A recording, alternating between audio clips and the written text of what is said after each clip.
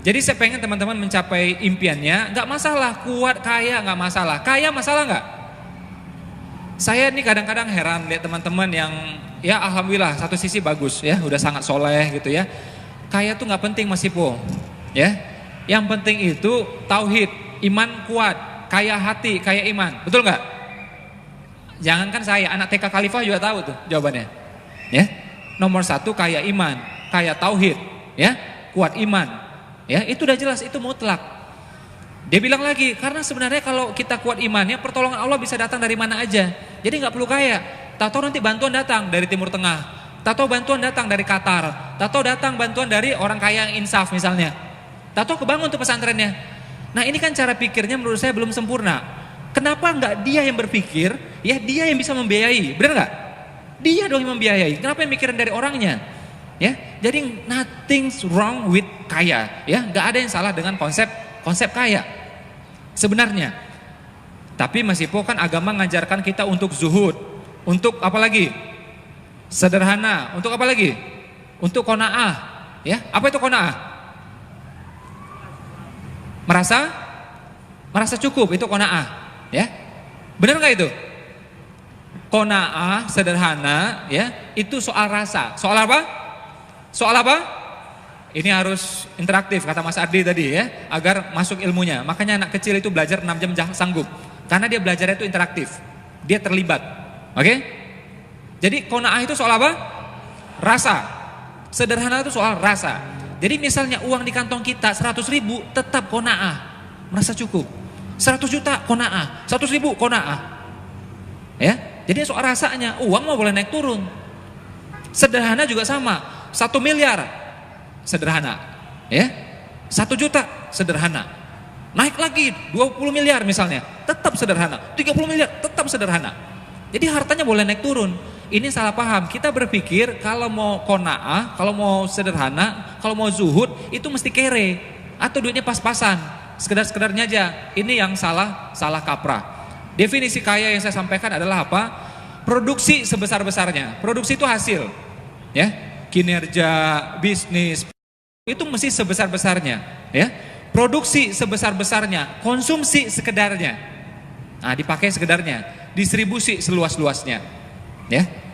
Ada yang bilang, Mas Ipo, tapi banyak tuh orang kaya nggak bahagia, betul nggak? Banyak orang kaya nggak bahagia, lebih banyak lagi orang miskin nggak bahagia, tahu nggak?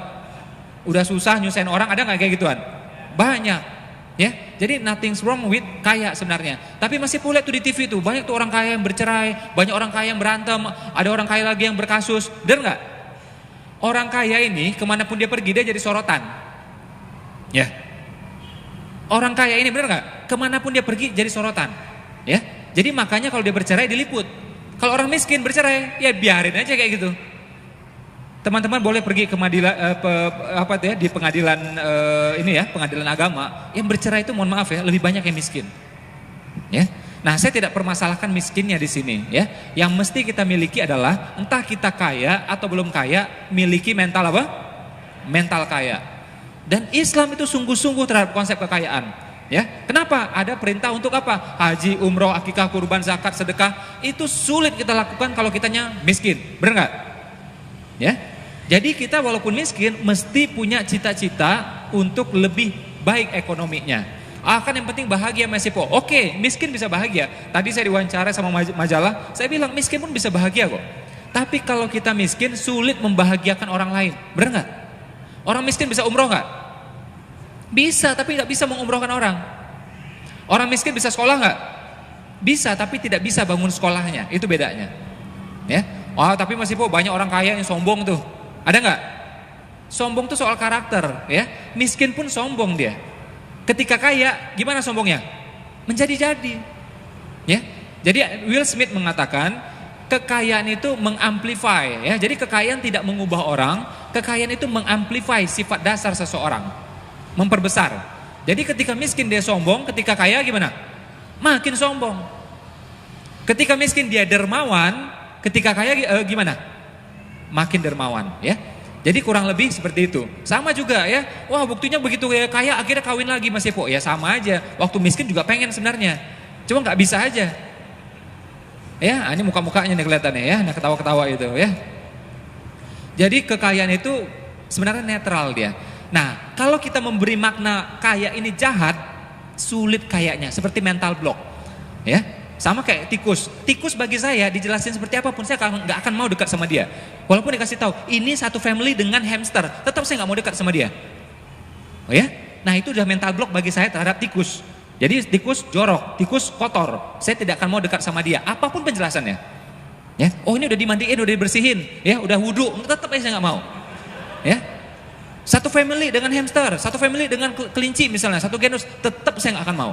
Ya, nah ini mental block bagi saya, nggak akan mungkin saya mau dekat sama dia. Nah kalau di kepala kita masih ada makna bahwa harta itu kotor, kekayaan tidak akan bisa diperoleh kecuali kita menjadi sombong, culas, ya, kita nggak akan bakal kaya karena akan ditolak lagi oleh bawah sadar kita. Ya, nah ini mesti dibenerin ya. Ini adalah doktrin dari Belanda. Ratusan tahun lalu ya mereka mengatakan, mereka ini Snoek Hugronje ya, ada ditulis di bukunya The Acehness, orang-orang Aceh. Dia mengatakan, wahai muslim-muslim Aceh, kusyuklah kalian beribadah di musola. Kebun-kebun urusan kami. Tuh dia cara memisahkannya itu. Ya. Nah, ini masih banyak ketanam di kepala-kepala kita. Saya bilang ya, andai kata umat Islam sekarang ini ya, kuat imannya, kuat hartanya, itu Israel main petasan aja nggak akan berani deh. Kita kedip, langsung berhenti deh itu, ya, beneran, ya. Kita nggak usah ngomong, nggak usah demo, ngapain demo kayak gituan. 1 juta orang miskin demo nggak bakal didengar. Yahudi jumlahnya berapa? 14 juta coba.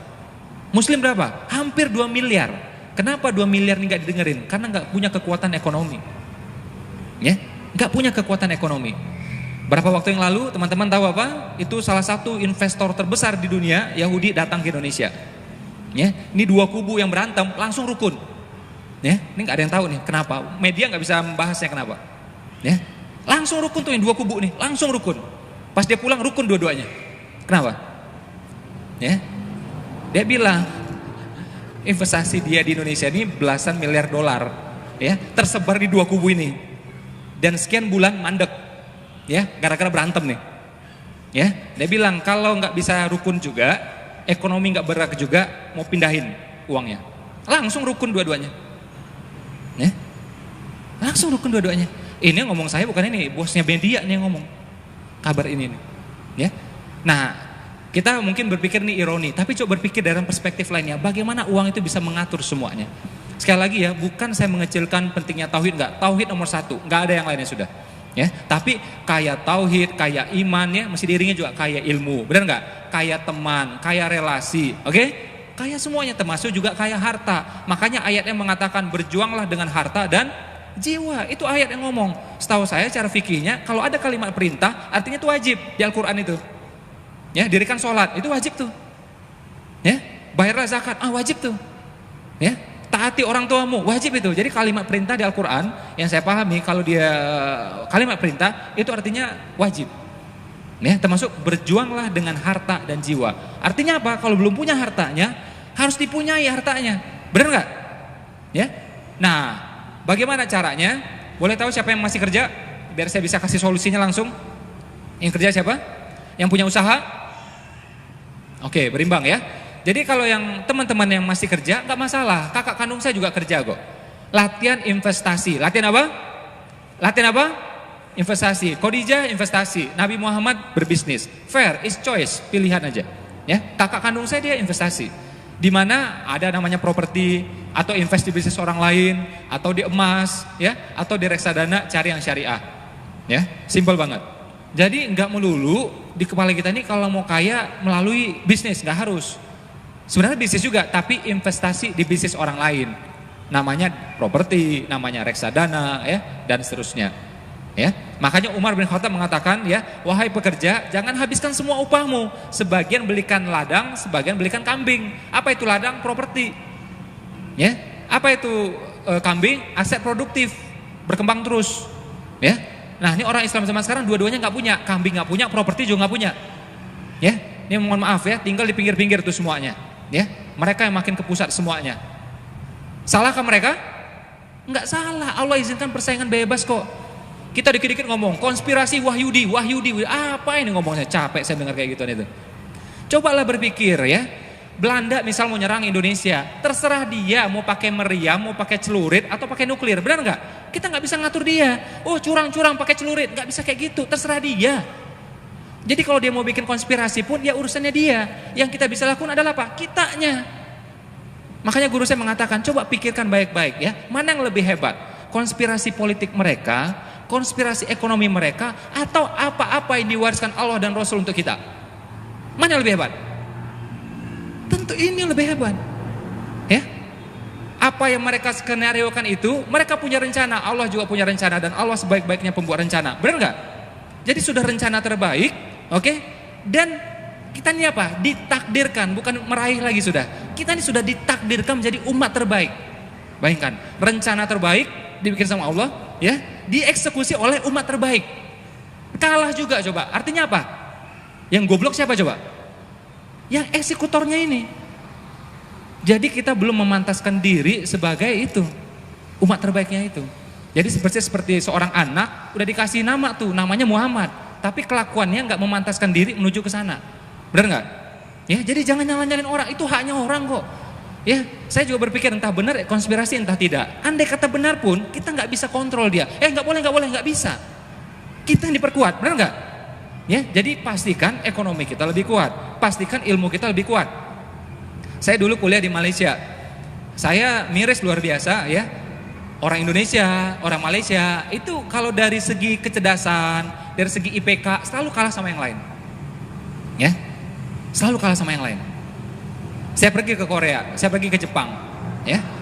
Saya pikir ya udahlah, mungkin kita kecerdasan kalah gitu ya, mungkin karena makannya nasi gitu ya. Banyak makan roti canai gitu ya. Nah lauknya juga tiap ini kambing semua gitu ya. Mungkin agak lemot sedikit. Mungkin akhlak lebih santun lah gitu saya pikir ya orang Indonesia itu. Enggak juga itu.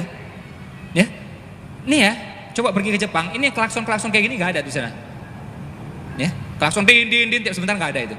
Kalau mereka klakson berarti artinya ya hati-hati ini bakal bahaya beneran. Bakal celaka beneran. Baru mereka klakson. Nah kita lihat tiap sebentar nih kayak pasar malam. Ya, sabarnya nggak ada, santunnya nggak ada, tek seperti itu. Mungkin itu lalu lintas doang lah, mungkin kebersihan masih benang lah, jangan ditanya. Ya, masuk saya ke kampus di sana, saya tampil di kampus di Jepang sana di Osaka. Ya, itu datang orang sana masuk toilet, ya bersihkan mukanya di wastafel, ada kain di sana, ya tanpa ada yang nyuruh, tanpa ada kamera, tanpa ada hukuman. Apa yang mereka lakukan? Kesadaran sendiri, selesai cuci muka langsung dilap. Selesai cuci muka langsung dilap, ganti orang lain ngelap sendiri, nggak ada yang merintah. Oke? Heran saya, yang nggak bersihnya itu cuma satu. Siapa itu? Saya, karena nggak ngerti saya. Ya, saya nggak ngerti soalnya. Ya, oh rupanya kayak gitu ya, sampai seperti itu. Jadi makanya jangan heran kita dari segala sisi kalah. Adabnya kayak gitu, kebersihannya kayak gitu, ilmu ya kayak gitu. Oke, harta ya kayak gitu. Jangan heran kalah. Ya. Jadi daripada kita ya menyalah-nyalahkan keluar, coba introspeksi diri kita. Dari segi keluarga, tadi Bu Eli udah bahas seperti apa. Kita ini kadang-kadang sok-sok liberal, lebih liberal ya daripada orang liberal beneran. Di Amerika sekalipun beli miras pakai KTP, tau nggak? Oke, kalau di bawah umur nggak bisa beli, walaupun banyak uang ya bawa uang sebanyak apapun, nggak bisa. Dan andai kata beli pun dibungkus pakai kertas yang coklat, orang lain nggak bisa lihat. Ya, sampai seperti itu. Kita coba. Lebih parah daripada Amerika beneran, bener nggak? Anak SMP sekalipun punya duit 20.000, dia beli tuh miras, dia bisa minum di depannya langsung, ya. Bahkan disediakan tempatnya sama yang jual bahkan, ya. Korea kita lihat parah gitu ya. Korea kita lihat parah itu. Gimana pun bagi orang Korea prostitusi adalah ilegal bagi orang Korea. Andai kata ada pun sembunyi-sembunyi itu, oke? Kita bisa ada tuh tengah kota juga banyak dan legal. Kalau kita mau gusur nggak bisa, sampai seperti itu, ya. Makanya Allah cabut itu ya, umat terbaik itu tuh ya, wibawa umat terbaik itu Allah cabut semuanya. Makanya kita muter-muter semua seperti ini. Nah kalau kita ngomong Indonesia kan berat, ngomong dunia juga berat. Apa yang bisa kita lakukan sekarang? Mulai dari diri kita, mulai dari keluarga kita, ya, mulai bisnisnya, mulai investasinya, itu aja. Apa yang bisa kita kendalikan? Kita nggak bisa kendalikan dunia kok, ya. Mulai aja apa yang bisa.